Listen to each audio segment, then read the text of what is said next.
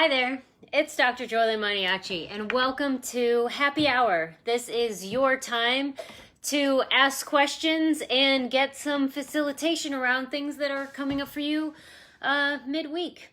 And just a chance for me to be a resource for you to talk about things that I enjoy talking about, thinking about, writing about, and in general being a nerd about. And hopefully that helps you get unstuck from a place that you might find yourself in right now.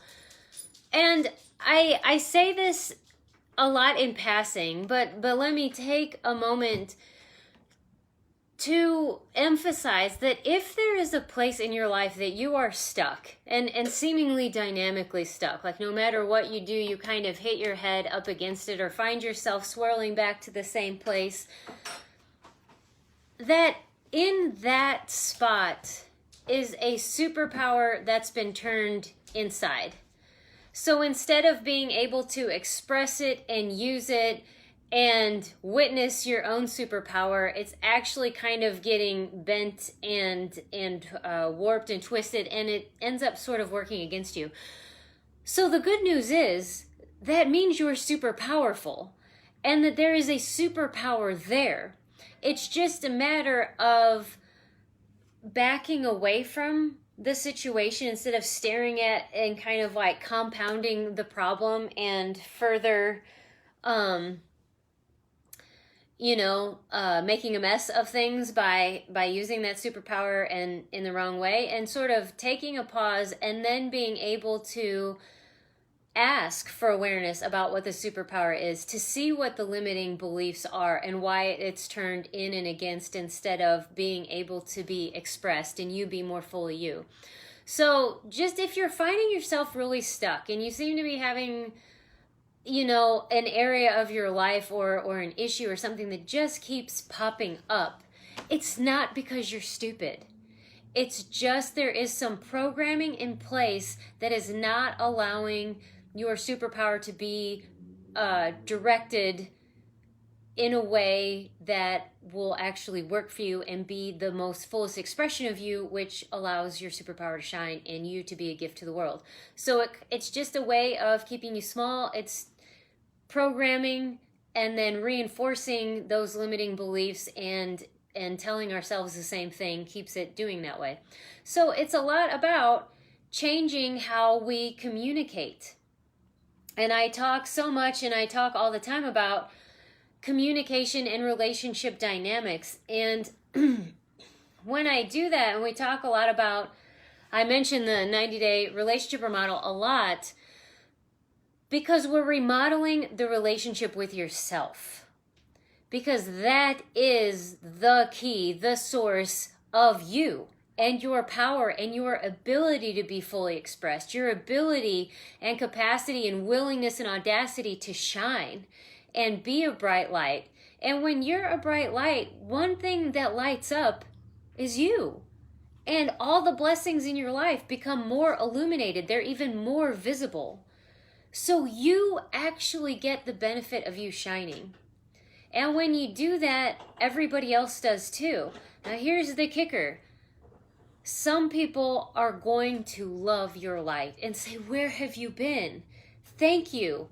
You did this, you shone, you put this light out, and now I'm able to see something that has been hidden from me for so long. Thank you, thank you, thank you. I love this." Or I find that when we shine and become more of ourselves, we're actually easier to be around. There's less proving, less needing a validation from other people and having to continually boost ourselves up or be boosted up. And when we're comfortable and confident in ourselves, we naturally want to boost other people. So we're actually an elevating force. Now, unfortunately, not everyone is going to like that. Because as there's so many ways to describe what's happening, in quantum physics they talk about the 0-point field. And with all the fields, all the moving mechanisms, every molecule, every thought form, every energy is going to come to a 0 point. It's all going to balance out into neutral. If you change everything in the universe has to also change to work with what you're doing to get to neutral, to that 0 point field. This to me is so exciting, because how often have we told ourselves that what I say doesn't matter, what I do doesn't matter? It absolutely does. Every choice that you make, the universe has to rearrange itself to accommodate that. That's super powerful. But in that rearranging, other people are going to have to rearrange too. And some people do not want that. It's something that they feel they're not ready for. And for a lot of us, when it comes to seeing someone else change and it bristles against us about change, we think that the only reason to change is because something is wrong. So that if they are needing to change, or some change is being kind of poked or pushed into their field, no, because they don't want to be wrong. Because there have been lifetimes or lessons in this life where to be wrong is to die. And so there is this reptilian brain of cannot be wrong, am going to die. Here, our little friend Stimpy Dog's going to join us for a little bit until he gets tired of my lap. So some of those people will try to bring you back down so that they don't have to change. Let them. No, don't let them bring you down. Let them say what they're going to say. But you do not have to be at the effect of it. Don't buy it. And in no means, by any means, do you ever make someone else changing, someone else's behavior or someone else's mood or someone else's consciousness be the reason that you change. Because the number one language, our first language, every single being on this planet, is energy. When I talk about relationship and communication dynamics, it's always about energy, because energy is not static, it's always moving, it's dynamic. And so it is, this energy is our first language, and it does not lie. And because some people have separated themselves from their energetic awareness, but people can tell to a very large degree when they're being manipulated, or when you've got dirty energy and you're doing something in order to get or manipulate an outcome that you really don't have any business controlling, that really isn't up to you. Whether or not someone else changes and changes in a way that you like is not up to you. And that is part of what love actually is giving space for someone else to figure that out for themselves. In my journey as a coach, and being a good coach, but sometimes with my sister, I would push too hard. Because I would see things from a different, it is easier to see what's going on for someone else because you're able to observe. And you're able to keep your wits about you because it's not happening to you. You're not in the woods there. So sometimes people outside of the situation do have a level of objectivity and can be a very, very valuable asset. That's one reason that having a coach helps so much, is because they're outside of it and they can give you insight and awareness from a broader scope. They can see more of what's actually going on. And being able to do this with my sister, but then with her, coming to a conclusion that means she should do this or that, and pushing her, she needs to do this, she should do this now, and then putting her on my timing. And that did not go well. It's never gone well. I imagine if you've ever done this to a child, to your husband, to your partner, try doing it with a puppy or any obstinate dog. If they're not ready to go, you don't get to go. If they're not done sniffing that thing, you don't get. It's a lot of energy and effort, and then the walk becomes unpleasant because it's just a tug of war. The same thing will happen with people. When you say, I'm ready for you to change, so you need to change, that's not your call to make. And a lot of what is behind that, if we actually are honest, is I'm afraid to go without you, because you are built into my life and there is some meaning to this relationship and I want to take that with me, and so I'm going to pull you with me. And that's an unkindness to both ourselves, because number one, it's telling us I'm not enough without this person, this fixture, this circumstance, this job, this whatever, that I won't be able to handle whatever it is without that. That's not true. It's also saying that my value or my worth is also determined by if you're going to agree with me and go with me. That's also not true. Our value and our worth is inherent. It's just by virtue of choosing to be here. We are valuable. We are part of the whole piece. The world, the universe as it is, cannot be what it is without us. That's just part of being part of something, and we are. And you cannot separate the creator from the created. So that we have that creator source in us, and we are connected to this magnificent creation. It's amazing. And hang on, my office mate is making coffee, and it's going off, so I'm just going to turn it off real quick.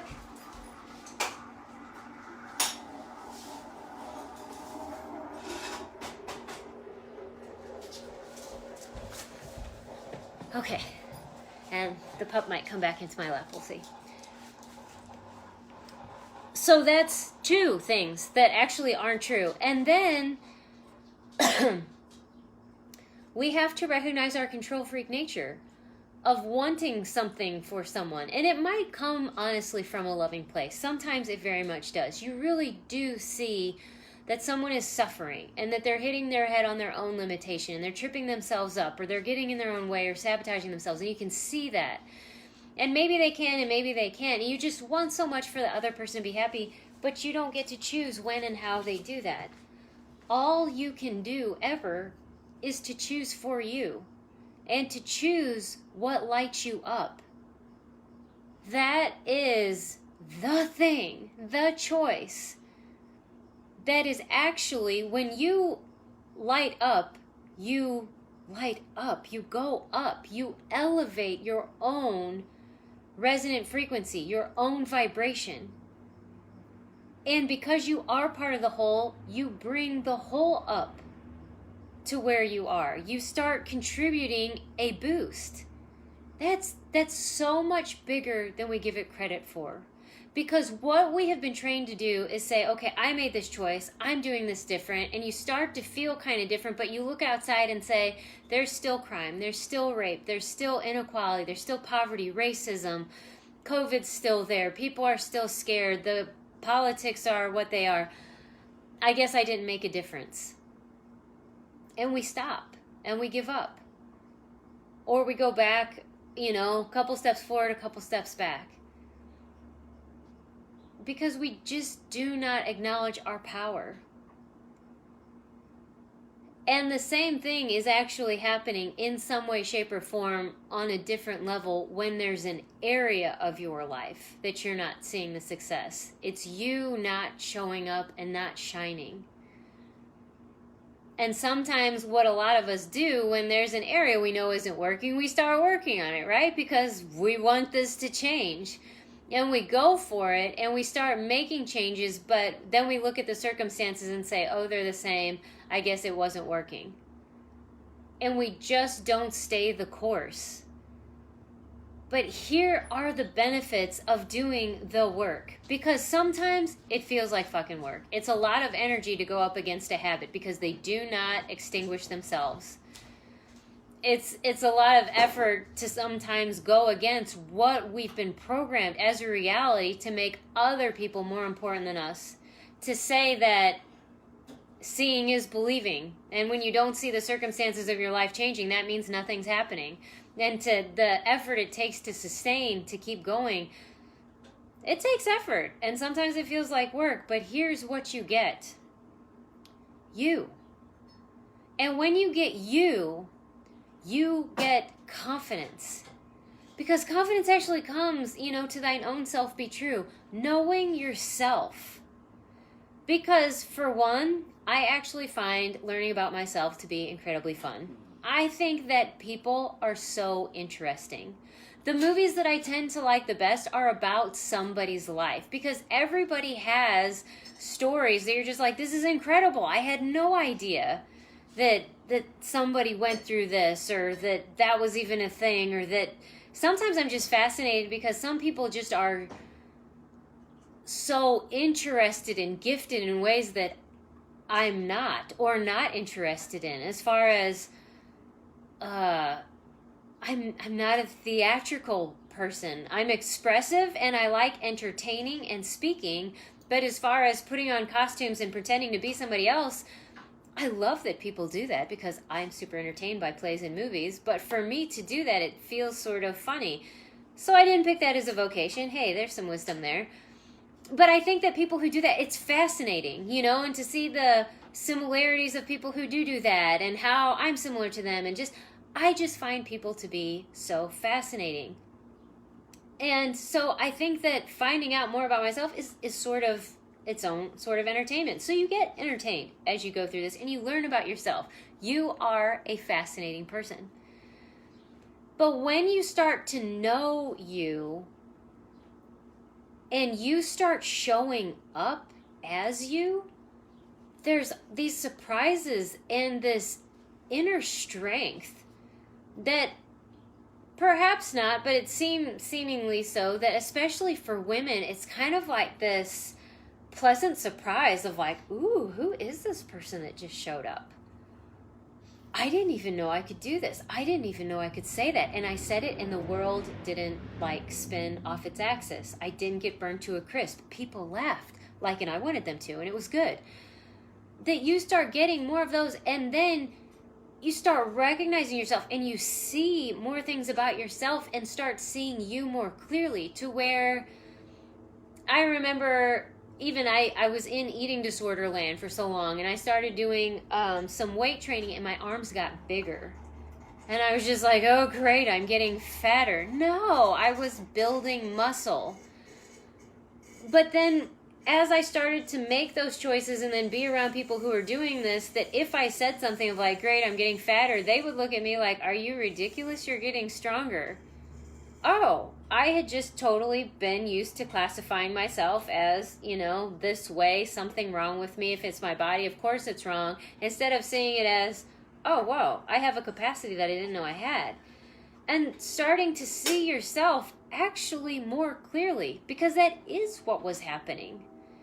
And you start letting go of some insecurities and just starting to see that some of the narratives that we have built our life around, some of the insecurities that have become foundational pieces to who we are, aren't true.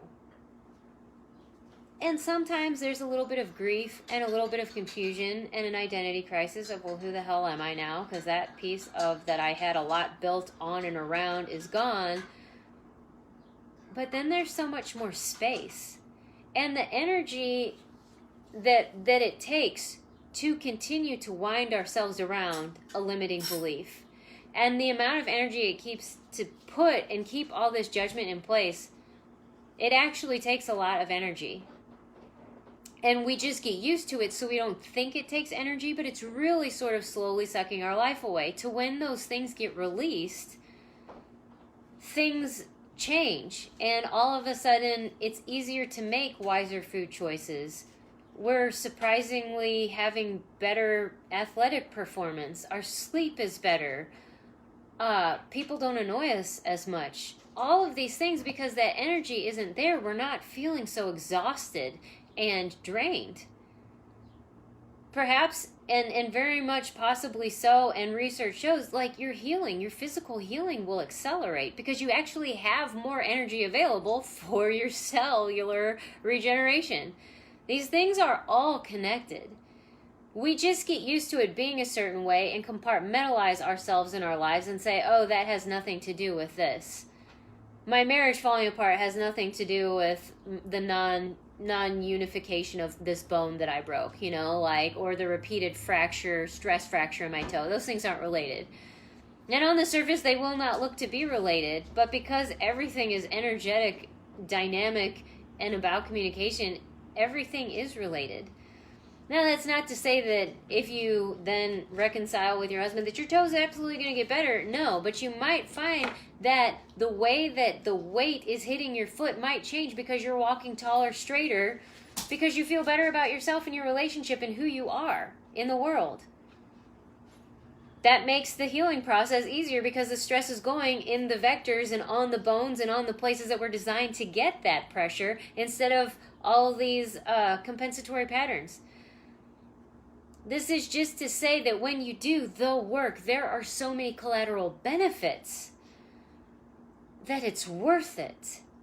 And you getting to have you, the gift that you are, and you get it. You get you more than anyone else. And for you to finally receive that is so powerful and so invigorating, and to me so much worth the effort. Because then once you get that, you get it. You get it. You get it when you get it. So no judgment about how long it takes and how many lessons you've done. I have a hair that's like just driving me crazy. How many times you've repeated the same things. You get it when you get it. And then you get to go to a different level. And it's just a process. And so it's not, and the process and the mastery actually comes in mastering your emotional responses to the process. So instead of hating the process, resisting the process, telling yourself that you're behind or comparing yourself or being annoyed because you're ahead of somebody and why haven't they gotten it yet, it's just, you just start witnessing, observing, but more and more the priority goes to, how do I want to show up in the world? Who am I really?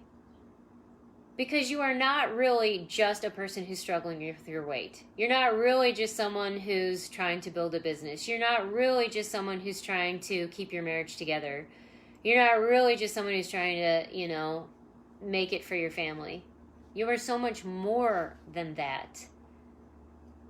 You're worth more than that. You are more than that.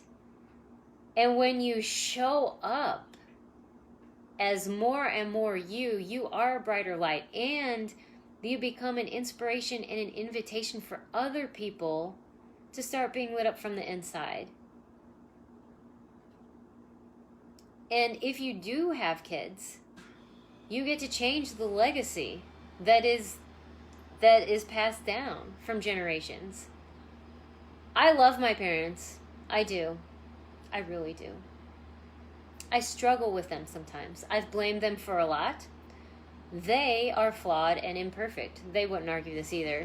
But they have let me down in some really deep ways. And one of the things that is the legacy is from one side is emotional overreaction. You just emotionally overreact to whatever is occurring in your life. That's just how it was handled. And that's what I learned. That was one piece of legacy. The other one is such a deeply ingrained and covertly hidden and culturally, I can't think of the word, made nice, insecurity. Oh, culture, it's appropriated, it's normal. It's appropriate to have this level of insecurity because that's being humble and knowing your place. No, it's actually just deeply rooted insecurity. These are two of the things, not the only things, but two of the things that I got that I have seen me be an emotional basket case for a long time. Recently, I did a podcast and I saw how I was a rageaholic. And when things would not go in a certain way, it's some things I can handle just fine. The big things I can handle fine. Oh, wow, that's a curveball. Interesting. How are we going to work with that? Okay, but when it's little things, my car wouldn't start one day when there was absolutely no reason it wouldn't start because it started the day before. Whoa, blew my top. And I was like, this is not who I want to be. And who am I really? I'm more than this, to where this is not such an obstacle to any part of my future. So why am I reacting as if the world is ending? It's a little bit ridiculous. And then as far as being a speaker and an author and a coach, having this deeply held insecurity pattern of nobody wants to hear what I have to say, because I can hear them say this when I go home. That it's just time to set that down. And yes, there is a part of me that sometimes gets angry being like, why didn't you guys do your work? Because here's the thing about the 0-point field.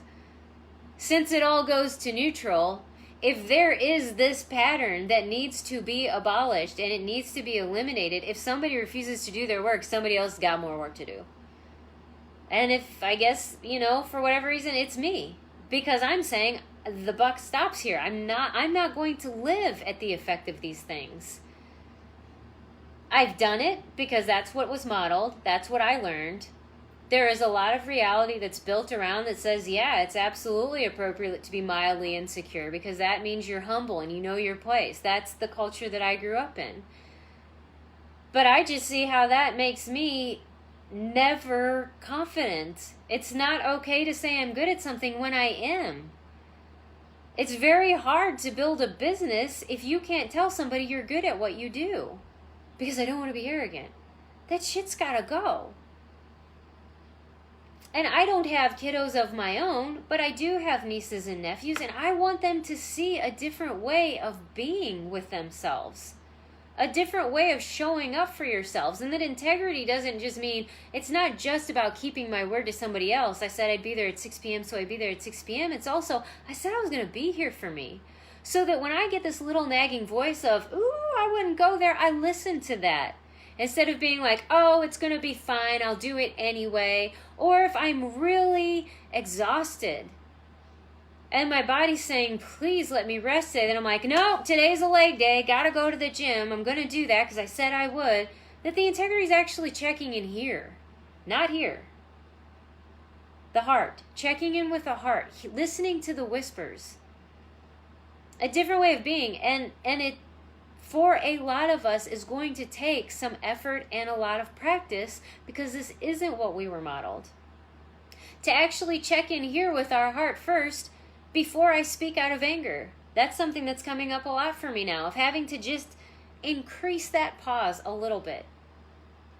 Because for a lot of us, we have done work, so we might know on a certain level, I know this isn't mine. I know I'm overreacting. I know whatever, but I'm going to say it anyway. To maybe take one more half a second and just not say that. Just wait a half second more. Or to know sometimes to not wait a half second more. To absolutely jump in because something needs to happen right now and don't put it off. But we'll check in with our heart and it knows. We've got so much awareness and intelligence inside. That's who we really are and what we really have access to. We just have to get out from this baggage and from this programming and all this training that we have that has been modeled for us, that we have then picked up and reinforced and solidified in ourselves. And a lot of this comes from childhood, but here's the thing, we're not children anymore. And what I like, because there's childish and there's childlike.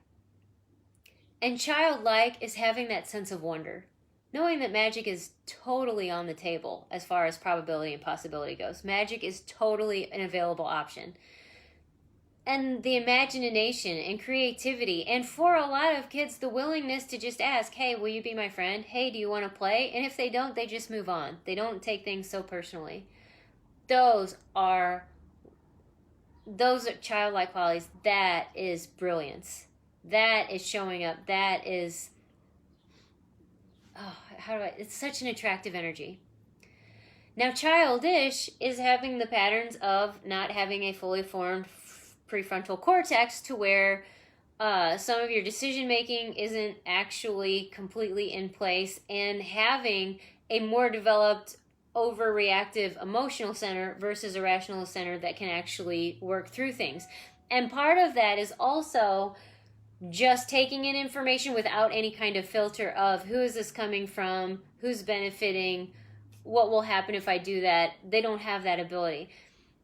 And a lot of us take in a lot of information when we're children.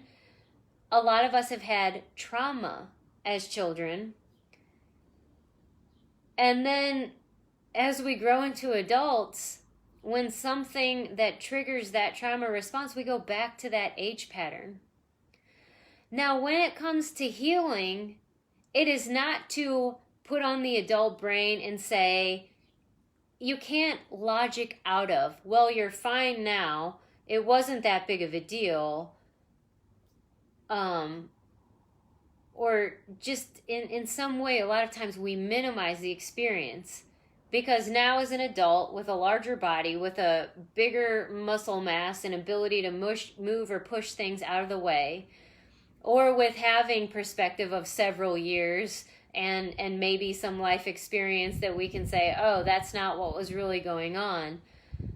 But when we're put into that trauma pattern, which we can in arguments, anytime that little trigger is getting, it's like a splinter in your brain. And you know when you get a splinter in your finger, you touch it, oh, it's painful. The same sort of thing happens when we're in situations. It just sort of brushes that splinter and we go back to that age and we become childish. And then we say things we don't mean.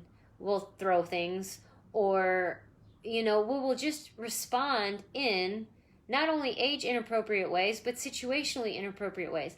Now, to heal that, you actually have to be there for that child. And a lot of us, what do you want to hear? You want to hear that, okay, you are safe now. You're not safe like you can say, you made it through, so you're safe. You're safe now because I'm here. Like, yes, split personalities, adult me is here with child me. We're here. We're going to integrate and bring us and make us whole. To just say, I've got your back now. I'm seeing what happened. And yeah, that was scary. At that moment of my life, I was actually really scared because the world seemed so big and I seemed so little. It was so sad to me because somebody who said that they loved me and they were going to protect me, they didn't. They were quiet. They turned the other way. They told me that what I was saying wasn't true. They didn't believe me. That's really hurtful. I'm really sorry that happened to you. But here's what. We are okay. Now I'm here. I'm listening to you and I believe you and I know that happened. And now I'm going to take care of me so that when something happens, I'm going to be bolder, I'm going to be stronger, and I'm going to look at that. And then you start to heal and bring all those broken, fractured, splintered parts of yourself into you, and you get to be emotionally mature. How freaking awesome would your life be if you maintain childlike wonder and an ability to have magic as an available option, and you were emotionally mature to where you were not so easily triggered, you were able to actually take a breath before you responded, and you didn't have to emotionally overreact. You could actually have a connection with yourself to say, oh, this is what I'm feeling, this is what I've observed, is this correct? And actually have a conversation that doesn't escalate, blow up, and cause all this collateral damage. How awesome would life be if that was your reality? That is available. That is the beauty of doing the work. That is actually what we are doing in a 90-day relationship remodel, is finding where these broken pieces are.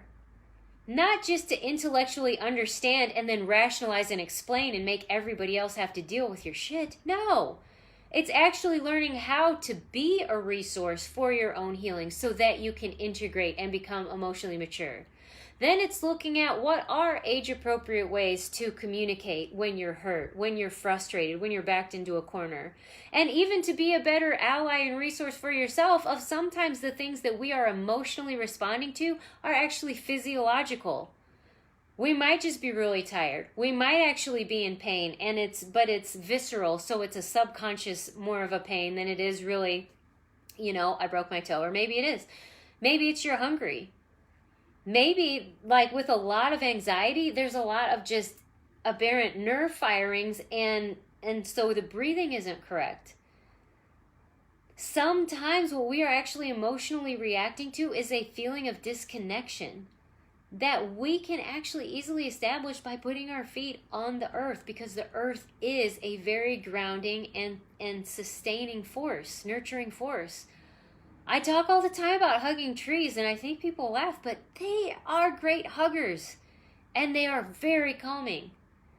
And when you're around big old trees and rocks and stones, there's just this calm because they've seen all this shit before, so they just don't get rattled. So there's a calming presence to the earth. So there are sometimes available options for dealing with emotional intensity that isn't just about mental health. That isn't just about verbally processing. And hey, I love verbally processing, but I'm actually realizing I have a tendency as an over-communicator to sometimes over-communicate things, beat dead horses, or actually start using words when I really just need to feel stuff. Because sometimes some of the stuff that comes up I don't want to feel, so I'd rather talk about it. That's actually a method of bypassing. It is possible. But learning those things about yourself, because then when I do sit down, when things do seem like, I know some people, they don't want to do the work because it does seem very emotionally strenuous, and sometimes it seems like it never ends. And there are some modalities where it seems like it never ends. Like you could talk about this forever. And I just don't want to feel it. It's just so big, it's going to overwhelm me, it's going to swallow me whole. I'm never going to get to the bottom of this hurt, this heartbreak, this insecurity, so let me just cope for my whole life. And I don't think coping's actually truly living. It's something that we all have to do at times, because there are times where life circumstances are what they are, and that's what's available at the moment. But it is not a lifetime pattern. That's because life is so much richer and fuller than just managing. We did not come here to manage and cope. We did not come here to just get by. When you ask, who am I really? So much more than that. So cope for when you need to cope, but a lot of times when you just sit your butt down and allow yourself to feel what seems like the tidal wave of heartbreak or pain or anger or rage, and you actually just don't react to it and don't do anything, it actually doesn't last that long. And then you actually have an experience of not being swallowed whole, of seeing that you lived through it, of seeing, like, sometimes it feels like I'm going to be burnt from the inside out. That's what it would feel like. But then I see, like, oh, I did not spontaneously combust. Oh, my relationship did not instantly change, disintegrate, or get better by me not doing anything for 5 minutes at all. Okay, now I actually have an experience that I can rely on, and if I practice that, I build on those experiences to say, I can handle this. There is no emotion greater than me, and how do I know that? Because they're coming from me. How could they be greater than me? I'm the creator of it. So it could never be all of me. It took all of me to create this part of me. And we get more and more experiences of that. And then it becomes easier to do that. And when we do that work and we maintain childlike wonder, and we've got magic on our side and in our utility belt, and we're emotionally mature and not so easily triggered, and then we don't have to spend all our energy trying to control other people. Because we've got this confidence inside us. We know who we are. We know we can handle stuff. We don't have to constantly enlist support from other people and recruit people to validate our point of view. We spend a lot of energy doing that. We don't have to spend our energy doing that. That's more energy for physical healing. That's more energy for even continued growth. And it's more energy to put into creative endeavors like writing a book, singing a song, riding up a big giant hill that you never thought you could do. Like whatever actually seems fun. And when you start looking at your future and prioritizing that, you will actually start taking more spontaneous actions that are in line with that. To where instead of just getting by, then we are on a journey of creating. And that is a fun journey. It doesn't always feel fun. And when I talk about happiness, that doesn't always mean that, oh, we're shiny, happy people, we all have smiles on our face, and we sing song and hold hands and rainbows and sunshines and sparkles. But that does start to be more the norm. It really does. But we also know that when sadness comes, when grief comes, because there are a lot of times it's like mourning. like grieving when a possibility dies and it's no longer possible. Something that you thought you wanted, it's just no longer available. You had this romantic evening planned and the flights didn't connect and the person didn't get home. There will be sadness because what you had built, it just sort of, the energy comes out of that, and there can be sadness. But that doesn't mean you can actually still have gratitude. You can still be in touch with yourself. There is still happiness available in that. So that happiness isn't just about a facade or a picture of happiness. Just like for me, having fun isn't just laughing and being on a roller coaster. There's a quiet fun of making sparkly arts and crafts and learning about myself and just having a heightened physical sensations and enjoying the soft fur of my dog. Those are all, I still classify those as fun. Fun is more the level of enjoyment that you're getting from something. So it can come from something so tiny. And happiness is the same.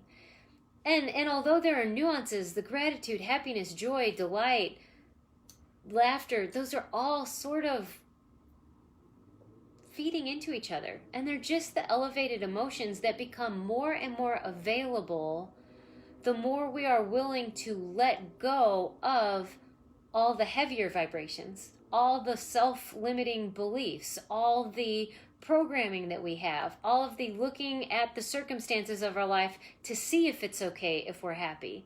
That's backwards. Once we start letting go of those heavier patterns, the elevated emotions start showing themselves more and more frequently. And then the more familiar that we get with them, the quicker we are to choose them. Because a lot of times we choose this heavy, dramatic, waste of time bullshit because we're actually just very familiar with it. It's a known. So it's less scary. As human beings, we do have this pattern of wanting certainty and knowing things, and there's a sense of security in there. There's no need to fight it. But once we know that that's how we're operating, the shortcut, the quantum, the wormhole thing is to start becoming familiar with the elevated emotions. So that you can actually be using meditation not to decrease the anger, but start getting in touch with joy. And it's not necessarily the same as spiritual bypassing, because knowing that there is nothing wrong with anger. Anger will show up. There is going to be shit that pisses you off. But it's not about fighting it, and if that goes away, then joy can show up. It's about having an acquaintance with joy, which comes from an acquaintance with yourself, because that is the essence of you. When you ask, who am I really?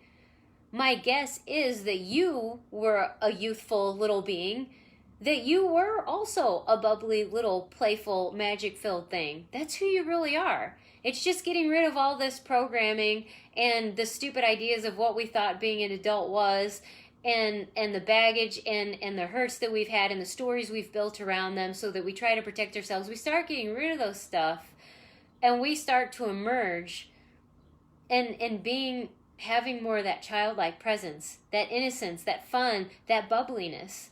It just starts to come on its own. It's not about fighting the bad things. It's about letting them go, about not attaching the significance to it and winding stories and narratives and explanations and using them as reasons and justifications for not doing what you really want to do. It's just stopping doing that stuff, starting to let it go. And then the stuff comes up. And then if we want it to come up faster, we start, saying, hey, where are you? Hey, joy, hey, delight, hey, laughter, where are you? What can I do to bring you in? And you start asking for those things and then start doing things, watching funnier movies, getting off Facebook sooner, going out for a walk, counting how many pink cars there are, like whatever it is that kind of just seems like it'd be fun for no reason at all. That's the other thing. No reason at all. Just because you'd like it. Just because you matter. Just because it would be fun to have some fun. For no actual purpose at all. Just ask for what would light you up and then do something about that. That actually is the fastest way to having that. And the more and more you practice that, the easier that process gets, the faster that process gets, to where then you start mastering that process, and then you can start using it for you. And it is in that way that we start, when you start letting go of the things, the baggage, the insecurities and stuff like that, a lot of times that's when, oh, that's the superpower that I had. Nobody else understood it, so they explained it to you this way, so you thought it was something wrong with you, so you hid it, so you didn't use it. And then that's what's been sticking you for so long. You were, like, I'll just use a really random example. And it's interesting. So I'm a relationship coach, okay? Let's just say, I had this one relationship that was so difficult. It was so much work. Come to know now, we had an empath narcissist thing going on. Okay, that was fantastic. But he would tell me, I'm only angry around you. You make me angry. You have problems. So me being the little empathic being that I am, I sort of knew he was a yoga instructor, so that didn't make sense. How can I be the one that makes you something when you tell everybody your emotions are your own responsibility? He would say that to other people, but then with him it was different. Okay, so that annoyed me. But I did. I looked for what was wrong with me. Oh, I'm making him angry, I guess. And I had anger stuff. That's how my family emoted. That's our number one go-to emotion was anger. So it was easy for him to point at me and say, it's because of you. So I did so much work about journaling and then trying to get at my anger and really trying to hold my tongue and not say things. And it took quite a bit of time to just be like, wait a minute. Do I have some stuff going on? Yeah, I totally do. I know I have emotional overreactions, and I'm already actually doing work, and it's unwinding. I wish it was faster. Everybody does. But for to say that this is 100% me, that's weird. Him being angry, like, he actually is more angry around me. So what is that? What I came to understand, and what was part of why the relationship was so hard and how my self-esteem plummeted, thinking that there was just so much wrong with me, I actually am an inviting space, and I was actually a safe person for him to feel anger for which he judged himself for. He had been taught as a kid that anger was wrong. So he just didn't want to feel anger. And then becoming a yoga instructor meant that he had to have this cool, calm, and collected appearance all the time. So he didn't like it when he was angry.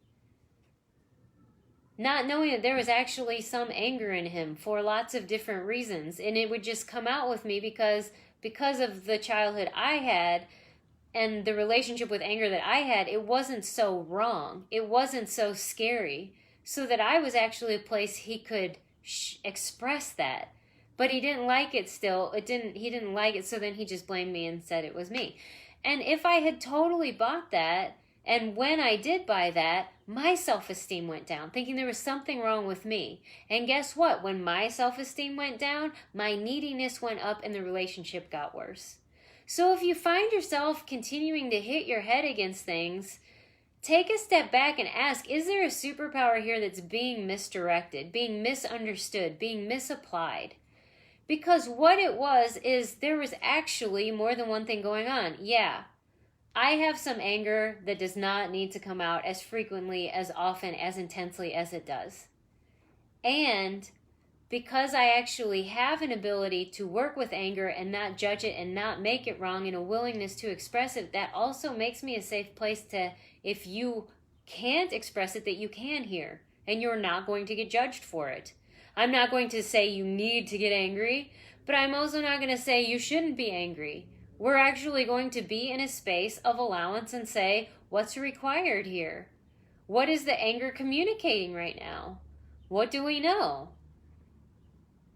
And I have that. And then when I started opening up of like, oh, wow, that's a superpower that I have, that I actually don't judge people's emotional experiences, I could actually give that more to myself.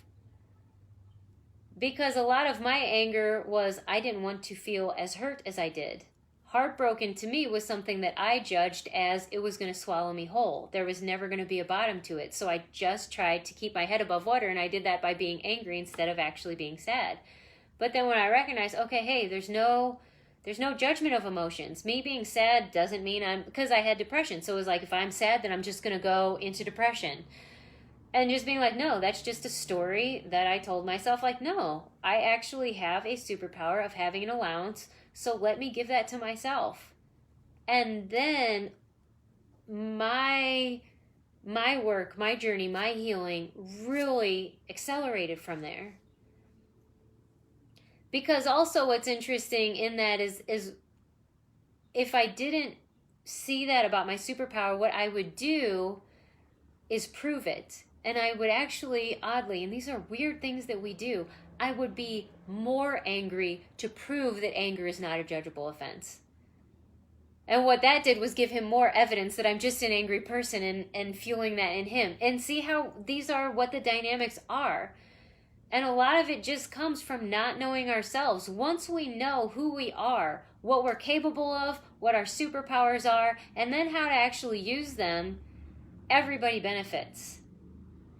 Now, in that everybody benefits, that did mean that relationship in particular had to go away. It actually was not workable as far as what I would like for my life, what he wanted to choose for his life. And that's okay. Now I have a relationship that I like a whole lot better, and it's way more fun and easier. So that's a super win. So it's not the outcome that the relationship has to stay intact. It's not finding these things out in order to have a circumstance. It's just for the joy of having you. But the joy of having you is worth everything.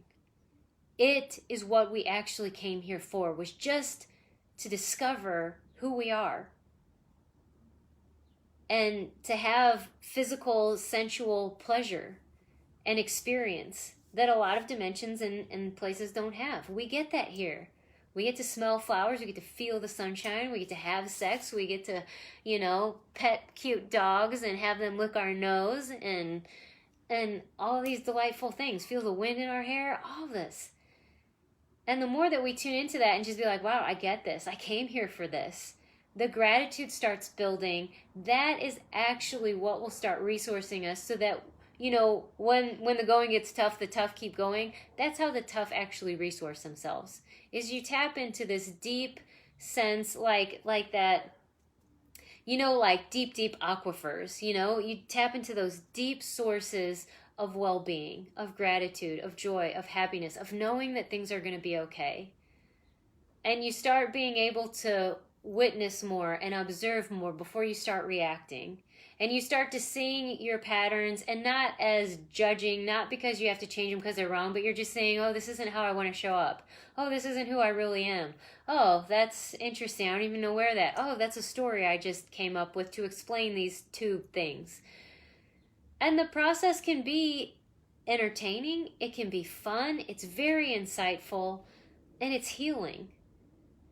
To where more and more we start to see ourselves, we're magical, bubbly little beings.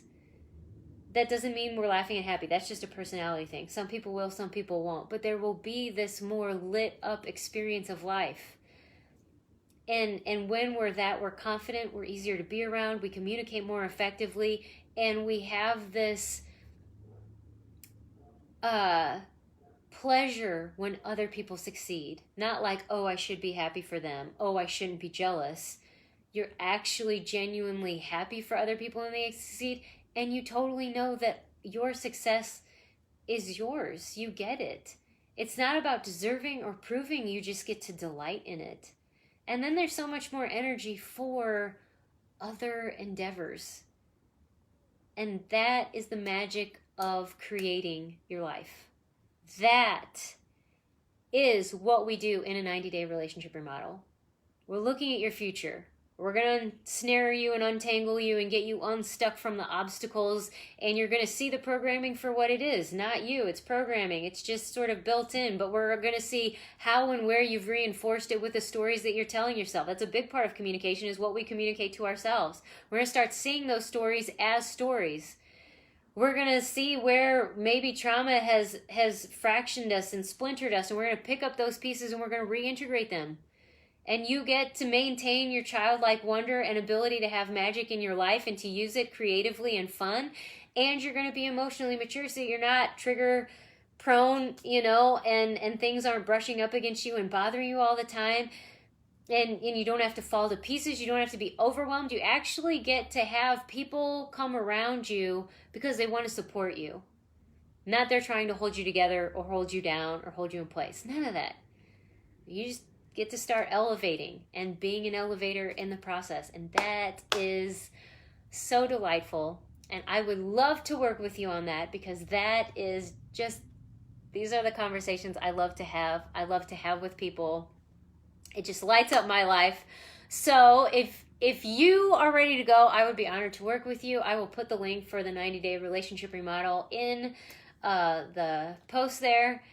And next week, I look forward to talking more about what's going on for you and questions that you have. Thank you so much for joining me for Power Hour. And until next week, I love you and I hope you have a great week.